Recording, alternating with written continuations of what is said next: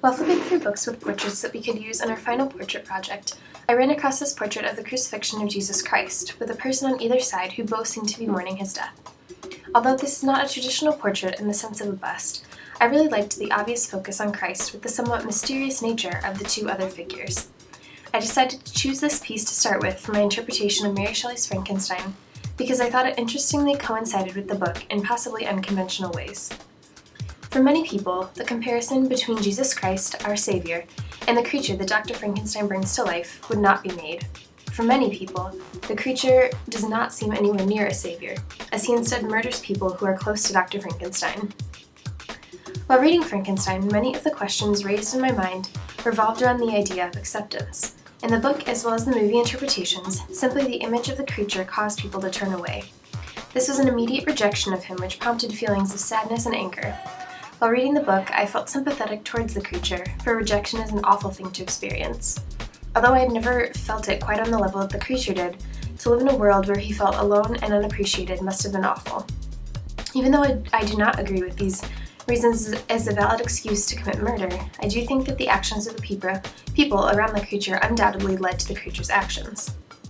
In the book Face by Cecile Pineda, Elio Cara experiences an awful accident in which he's left with no face.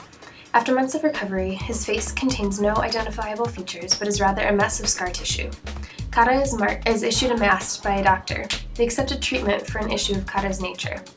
However, Cara soon realizes that his mask further alienates him from society. He loses his job, is forced to scavenge for food all night so that people will not have to see him, and his house is burned down by his neighbors that no longer want him around.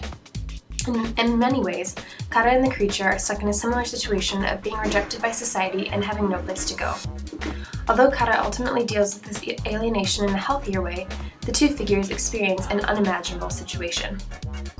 Although Jesus Christ was made in human form and came to earth, therefore not experiencing this rejection based on physical appearance that Cara and the creature understand, in many ways I think the crucifixion of Jesus occurred because the people did not accept him.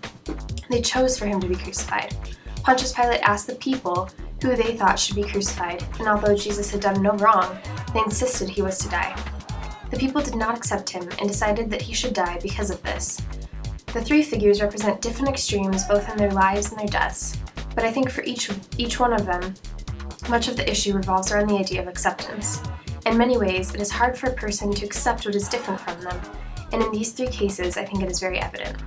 In our construction of monsters, I think it was very interesting that in many ways, we played the role of Dr. Frankenstein. Although our monsters will not enter the real world since we cannot physically bring them to life, the power one receives by beginning with nothing and creating a possibly human form is extremely incredible. As we built our creatures, beginning with separate parts to then create a whole, the process of coming together was amazing to watch. In our own ways and interpretations, we each created a new reality which was cohesive with our understanding of the monster and aesthetically pleasing to us as individuals. I think that all art does this in a way. All art creates some sort of new reality which may only be understood by the artist. Nonetheless, expressing this creativity is extremely important and valuable. It leads others to question the importance of a defined reality, and leads to the realization that for some, reality may be one thing, while to others, that same idea is simply a false reality. The use of new media to explore the idea of reality is very interesting because it permits one to quickly alter and add bits and pieces that can completely change the meaning of a piece. Especially in the case of creating our final portraits, the ability to use the material from the entire semester really allowed for the experimentation and development of an array of ideas. In this way, I think creating hybrid art through means of photography, drawing, and alterations within the program allows for a greater possibility of understanding the problem or the questions raised by Mary Shelley. The obvious connection of creation exists between Shelley's book and the portraits. Just as we are free to create anything we want, Dr. Frankenstein used his knowledge of science to create and bring a new being to life. Likewise, through our artwork, we have the ability to construct anything we would like. This freedom of expression is an interesting contradiction to the experiences of the creature we base our artwork from. Similar to Dr. Frankenstein in the book, as artists, we have the ability to control our creations. However, for Dr. Frankenstein, that control ends after he gives life to his creature. So when does our control end? The path of new media and modern society has gained more and more attention through works by artists such as Banksy, or even in more popular ways of art such as video games. Both forms take a new approach to art as it becomes functional in our world today. Through our portrait interpretations of Mary Shelley's Frankenstein, we are able to convey reactions to these new ideas. In my portrait, by placing many figures staring up towards the creature, being alienated through society very obviously through crucifixion, it allows the viewer to imagine what these people may be thinking. Whether they agree that the creature should be alienated from society or are disgusted by the alienation, the viewer has some sort of control. For me, the issue of accepting others in society was very prominent while reading Frankenstein. As we see in the book, the monster is first driven into isolation, and then to madness, and then to violence as a result of his alienation from society. In real life, we see these sorts of issues manifested through events such as the shooting at Columbine High School, which happened because of a student who felt isolated. In the book, people think of the creature as a monster. However, that is only because of society's definition of normal.